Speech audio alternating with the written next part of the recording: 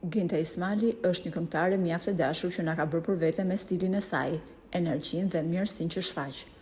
Ato që njohin nga afër Gentën shprehen se ajo është një vajzë shumë pozitive dhe me zemër të madhe dhe uron të mirën për çdo njeri. Ndoshta kjo është dhe arsyeja që e mira e ka ndjekur dhe Zoti e ka ruajtur në momentet më të vështira dhe të tmerrshme që ka kaluar në jetë. Këngëtarja është martuar me një biznesmen turk dhe u shpreh se ka qenë dashuri me shikim të parë, teksa por darkonte në një restorant, biznesmeni turk i shkoi në tavolinë dhe i dhuroi një lule. Aty filloi një histori e bukur dashurie. Këngëtarja është shprehur se partneri i saj më pas i ka bërë një surprizë që e ka lënë pa fjalë. Ajo tha: "Më mori në telefon dhe më tha: sot do takohemi, por kujdes, vishu bukur." Dola nga makina dhe kam parë një jat të madh dhe më tha: "Hajde të hyjmë brenda." Ishte një surprizë mjaft e bukur. Kam hyrë brenda jatit dhe kam parë një tavolinë të mbushur me lule dhe me ushqim të mirë.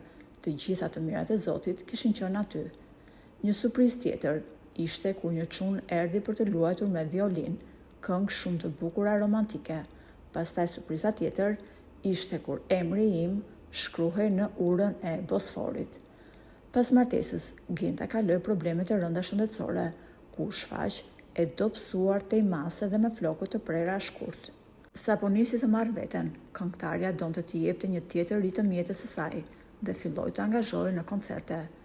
Teksa po ecte me makinën e saj në rrugët e Chicagos, ajo është përplasur nga një tjetër makinë që erdhi me shpejtësi në drejtim të saj.